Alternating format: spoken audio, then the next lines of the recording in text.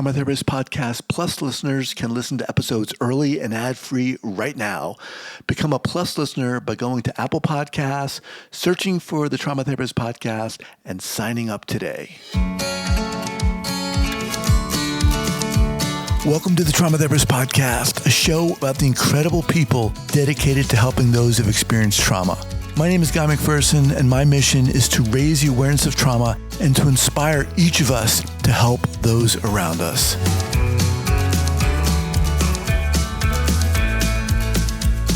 You ready to do it? Ready, yeah. All right, so 5, 4, 3, 2, and 1. All right, folks, welcome back to the podcast. Very excited to have as my guest today, Jon Labman. Jon, welcome. Thank you, Guy, and it's nice to be here. And appreciate that. I would hope that your listeners are giving you 5-star ratings and thumbs up so that people listen to the broadcast. I appreciate that. Yeah. So Jon is a 69-year-old man who's discovered the truth about spiritual awakening, enlightenment, and liberation, and he's able to teach it to everyone who comes to him for transpersonal therapy and liberation guidance. Jon is a survivor of childhood abuse, life in religious cults, and other of life's troubles, who's found simple ways to solve the problem of human suffering and to be able to wake up. His books are available on Amazon, and he writes a weekly Substack column called Simply Awake. He also has a YouTube video channel of the same name, all of which we'll have linked up here at the show notes page at thetraumatherapistpodcast.com. Jon, welcome. Thank you, Guy. Glad to be here. So before we get going, share with the listeners where you're from originally and where you are currently. I was born in Trenton, New Jersey, and grew up across the Delaware River in the Pennsylvania area, just opposite Trenton. And after many years, I've moved back to this same area, although I'm about 30 minutes north of there. I'm about an hour north of Philadelphia on the Delaware River. Okay. Awesome. East Coast. I'm from the East Coast as well. Are you? Okay. Yeah. So your bio is very interesting. Right to the point. Heavy duty. How did all this start for you? So this started as sexual abuse, maternal sexual abuse, which is fairly unusual, although less so as I talk to more people.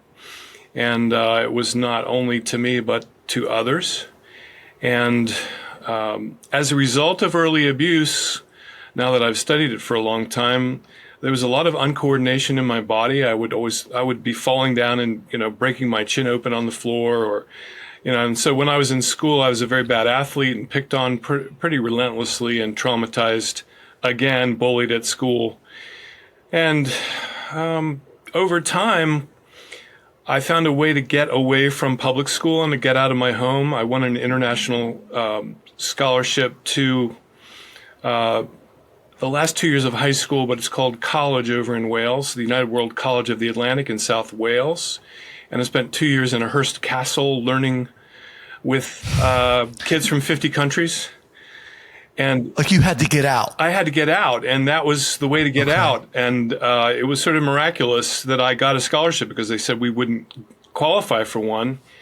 And I was just studying the New Testament at that point, so I was like, okay, if there's a God, I want this impossible scholarship, and I got it. And so, I took my depressed, traumatized, anxious self to Wales and did get my... So we're talking, 17, 18 at this point? I started at 16 and was there until I was 18. So it was two full years. I did come home for breaks and got to travel. But, I took myself with me there, and I thought it was going to cure all my problems. But, after I graduated, I ended up at college. I had what we would have called in 1973 a nervous breakdown. I had to leave college after the first semester. I ended up at a Christian college down south called Covenant College. That's on Lookout Mountain in Georgia, right outside of Chattanooga, Tennessee. And, I kept looking for some kind of sense of family, some kind of sense of belonging.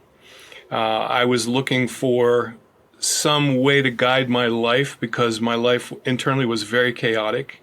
I was also a gay man, but not out to myself. And so that just complicated everything. And I ended up leaving college and joined a Christian commune in Santa Barbara, California for a couple months. But I got depressed out there, no surprise. They put me on a 30-day fast. I ended up becoming schizoaffective and depressed. Oh, God. And I ended up back home in a private mental hospital for 2 months getting electroconvulsive therapy. That was All right, John, let me pause you right there. And I apologize for doing so, but Sure.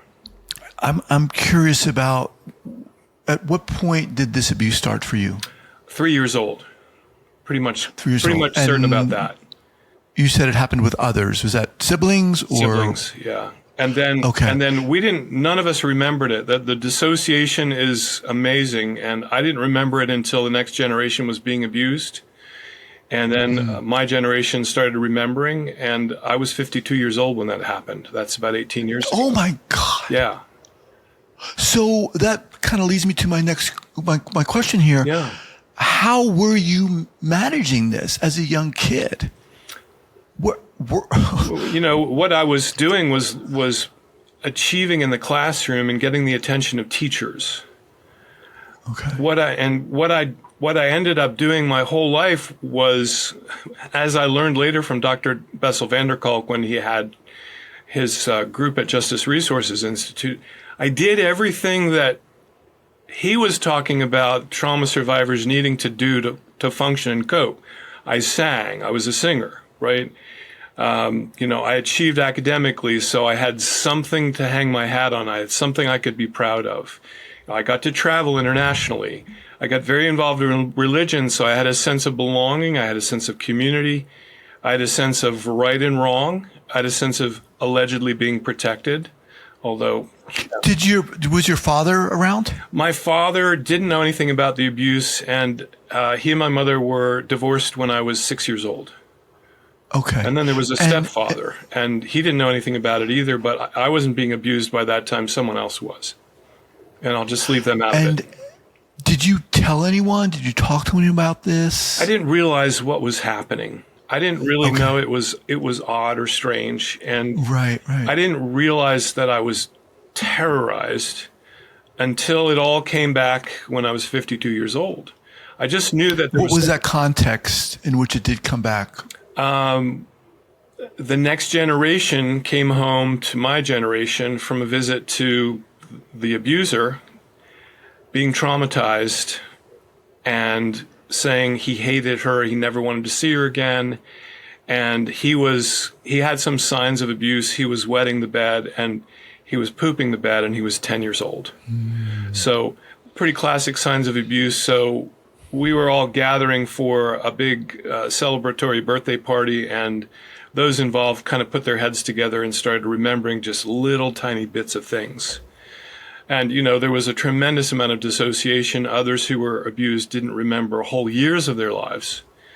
And so, it got very serious. I was already a therapist by this point. At 52, I was already not quite licensed, but was about to get licensed. I was in supervision at that point. And I was working in a rehab facility, outpatient drug and alcohol rehab.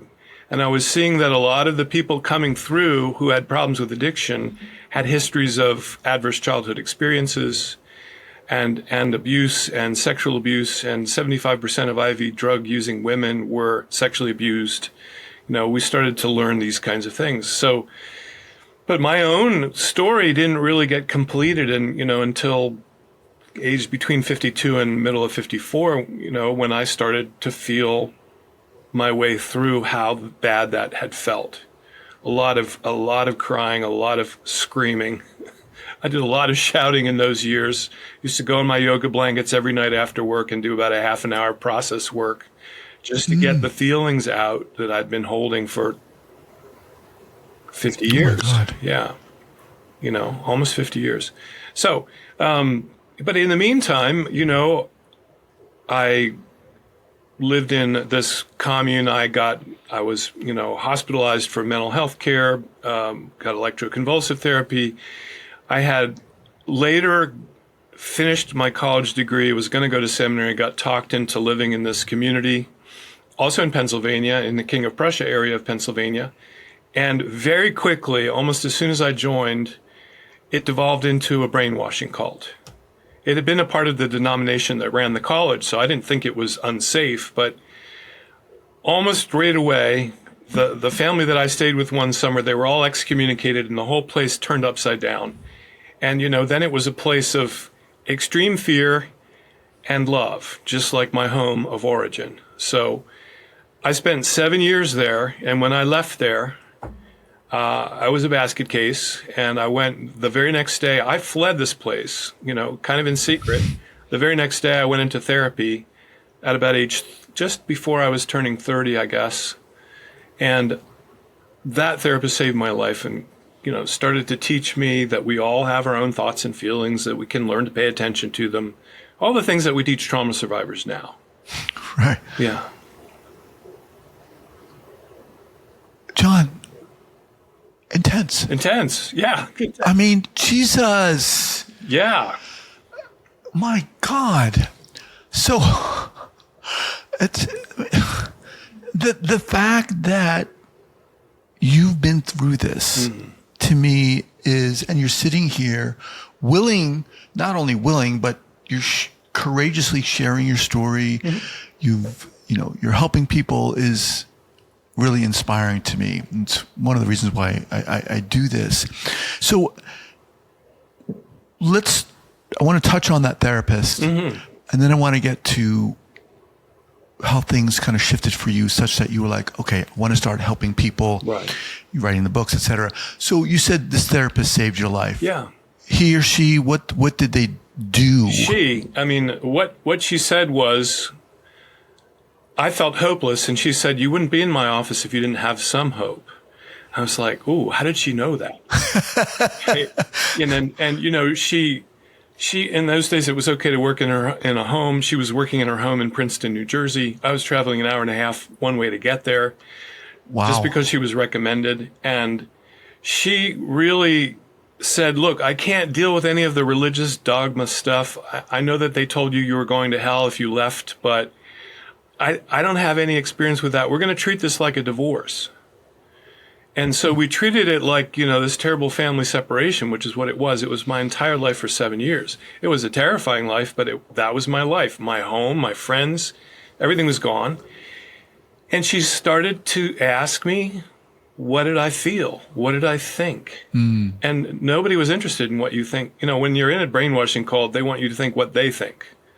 And they want you to feel what they tell you to feel, and they're not interested in what your thoughts and feelings are. Your thoughts and feelings are generally just wicked or sinful. Which goes right along with the shame that a child takes out of being traumatized, sexually abused. Almost all children come out of that circumstance feeling shame, like I'm broken at the core. You go into a religious cult that says, your first doctrine is total depravity. You are, as a human being, totally depraved. And it kind of aligns with your inner belief that you're broken. And this woman, her name was Pat McGrath, my therapist, she said, question your thoughts. Question what you feel. Like what? And she was the one who said, okay, if you have feelings for men, okay, that's a thing. It's all right. You're not going to die. And, the church had said, if you leave and act on feelings for men, you're going to get AIDS and go to hell. This was 1984. Everybody was dying, right? And this woman said, you don't have to get AIDS. Get a condom. Learn to use it. Right. I'm like, right. And she introduced me to a therapist friend of hers who was gay, and he introduced me to a bunch of his friends, so I knew what gay people were like. And I soon came out of the closet. I moved to a town very close to where I live now, which is very friendly to gay people, called New Hope, Pennsylvania. And I started, appropriately enough. Yeah, and I started meeting people who were New Yorkers who came down to New Hope because it was a summer stock town, and theater people came down in the summers. And I soon found myself wanting to be in theater, which is another thing that is recommended for trauma survivors. Do drama therapy, right? I was a singer. I was a very well-trained singer. I had two two different Broadway vocal coaches, each of whom told me I could work, one of whom was the coach to Betty Buckley, the star of Cats, and was the coach to the star of West Side Story lead. And they said, come and train. And so, when you train, you learn what makes you feel. And that's really important for trauma survivors. We have to know what causes us to feel things. They also teach you that your own imagination can make you feel things. So I learned that not everything that I thought was true, a lot of my thoughts weren't true, and they could produce very strong emotions. I also learned about the fact that the body of a trauma survivor is often very tense. And, we do a lot of somatic work now, but in those days, we didn't know much about somatic work. But in acting, when you're doing method acting, you go to physical acting school. They teach you to relax. You can't feel until you relax. Your muscles are so tight, and you're not breathing, which we know is a freeze response now in trauma. Right. So I was learning all these things along the way. And, I really thought I wanted to be on the stage. But when it came down to it, I didn't like performing. I loved to sing, but I didn't like to perform. And I was so interested in who is Jonathan now, that instead of that, I just said, all right, I'm out. I did some word processing administrative work because I'd done that after college.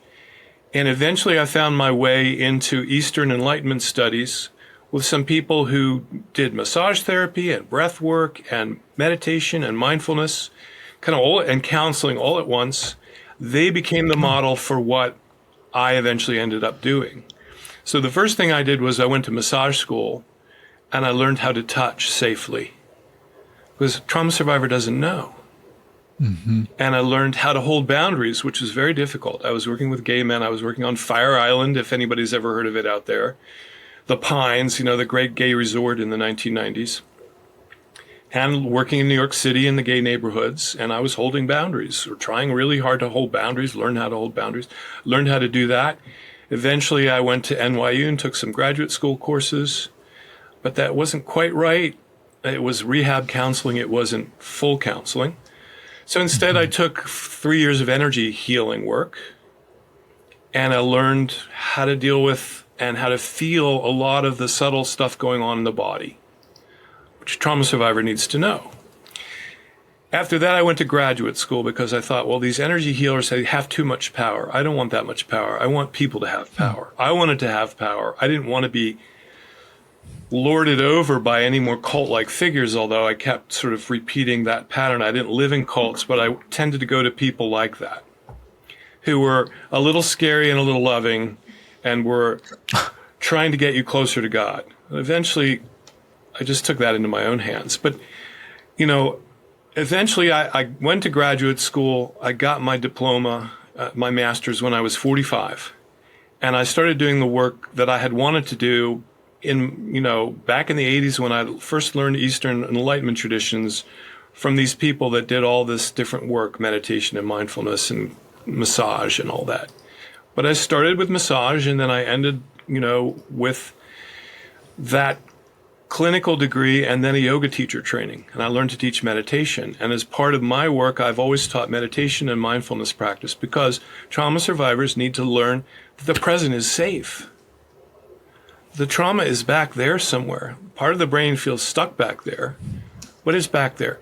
So I've been working now for 25 years as a therapist. And as part of my process to get licensed, I went to that place I was telling you about where I did outpatient therapy in the drug rehab outpatient facility. And when I was there, I had a great supervisor who was the vice president of the foundation. And she said, there are a lot of traumatized people, and we've got other departments here that are starting to deal with trauma. Why don't you go study with Bessel van der Kolk a weekend? I found this course that he was offering at Kripalu Yoga Institute in the Berkshire Mountains. So I met him. I met David Emerson, who was doing yoga for trauma survivors. And when I came back, my boss said, as soon as you get your degree, or your license rather, which was November 2010, I want you to head up a trauma treatment project here. We're going to get outside funding. And so what we did with that outside funding was we trained 30 clinicians, 20 from our agency and 10 from outside agencies. We did live link broadcasts to Boston with Bessel van der Kolk and his classroom. You know, we didn't have Zoom in those days, like 12 years ago. And so we studied 30 weeks, 3 hours a week with all these wonderful trauma specialists that are still working in the field, and with Dr. van der Kolk himself, with Bessel. And then I later took a year-long course with Dr. Bruce Perry, who just wrote What Happened to You with Oprah Winfrey. And that was more working with children, but still gave me all the principles of what happens to the brain and the body when there's trauma. And so I've specialized in trauma, but also in spirituality, because traumatized people feel like we're broken, and the spiritual and the here and now and the present moment, the Eastern mystical traditions are all about, in the present moment is everything that you've ever wanted.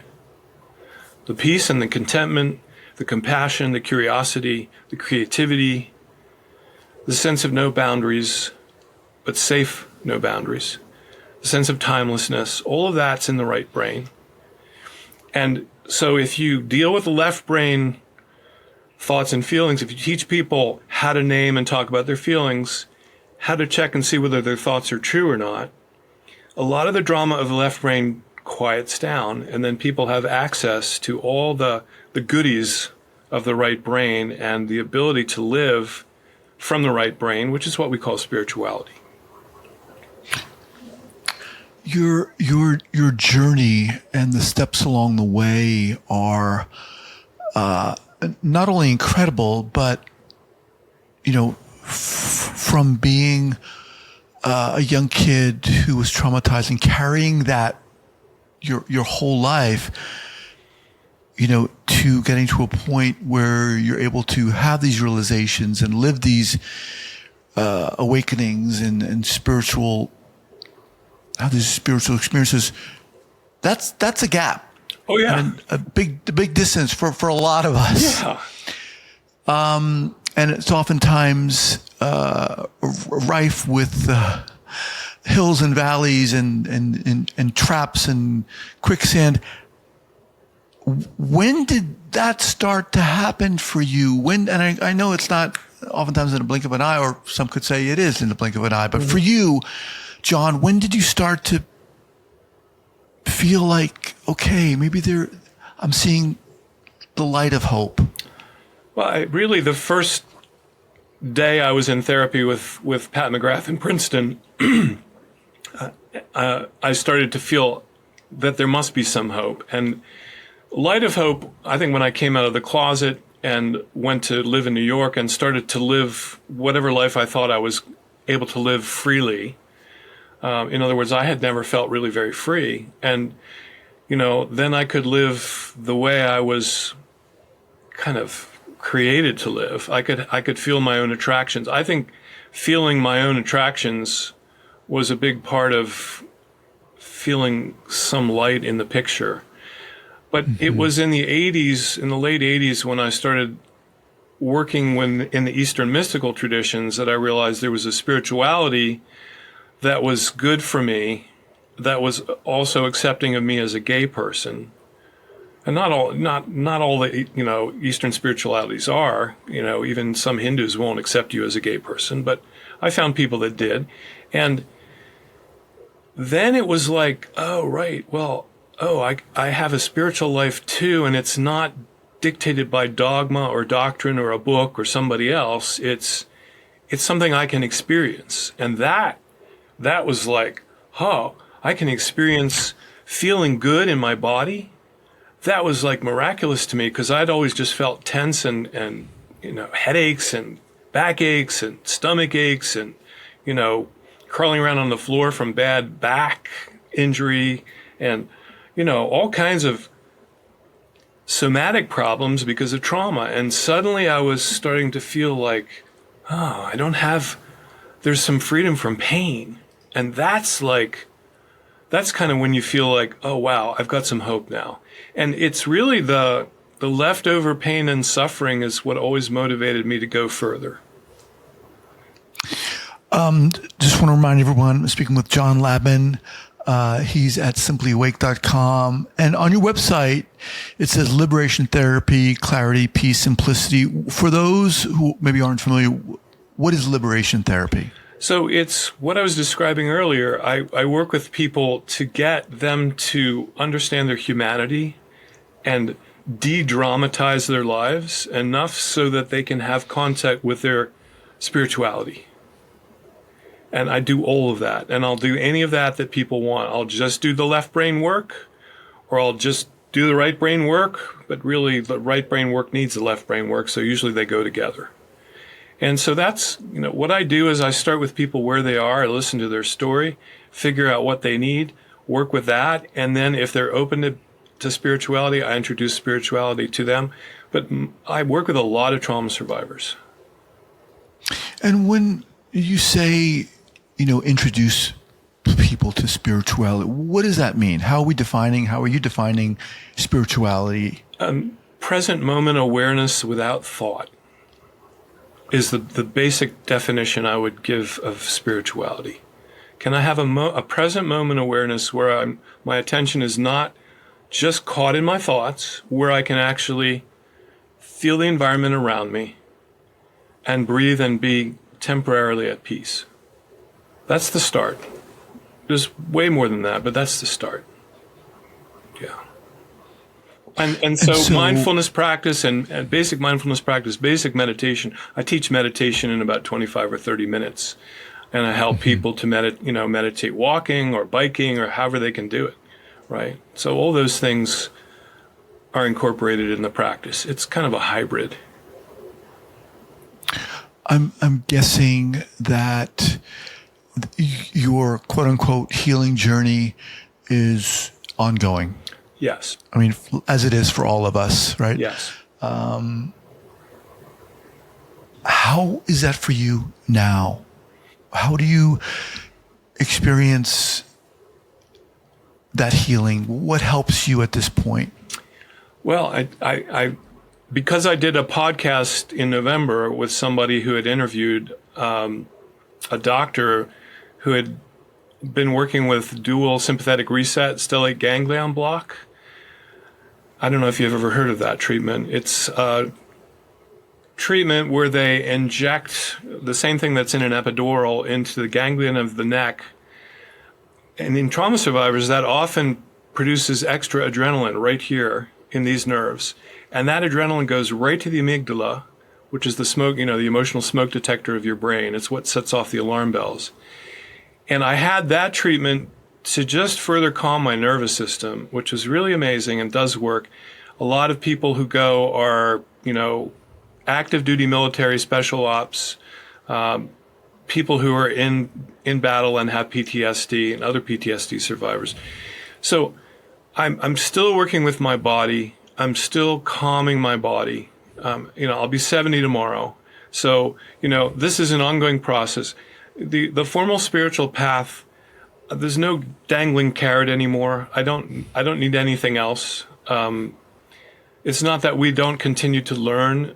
There's always refinement going on. There's always stuff in the left brain that still needs to be worked with. But it's just much more peaceful life now. I don't need to achieve anything to be here. I don't need to prove anything to be here. I know that I am lovable and am love. And I don't need to be ashamed of what happened to me, and it wasn't my fault. And I was 3, So all of that is kind of where I am now. And then whoever wants to come, comes. And, sometimes I'm busy and sometimes I'm not very busy. It's because this is a kind of a hybrid practice and people don't know what to make of it. But hopefully I've presented it, clearly enough that they'll understand today. You did, and beautifully, and happy birthday tomorrow. Thank you. Yeah, Jon, so inspiring. I want to say Jesus, but given the context of what we're talking about, might not be appropriate.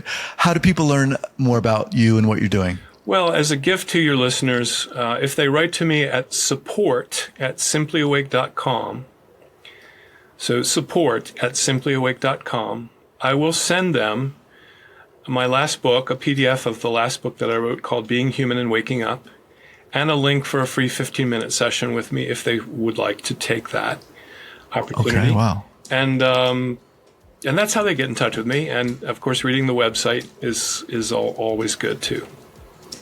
Okay, awesome. I'll put that here at the show notes page at the traumatherapistpodcast.com. Jon, awesome. Again, really inspiring. Appreciate you coming on here and sharing your journey, and I'd love to have you back at a later time. Thanks, Guy, and I'd love to come back anytime you want. Okay, awesome. All right, we'll be in touch. All right. Happy birthday again. Thank you. Bye-bye. Bye.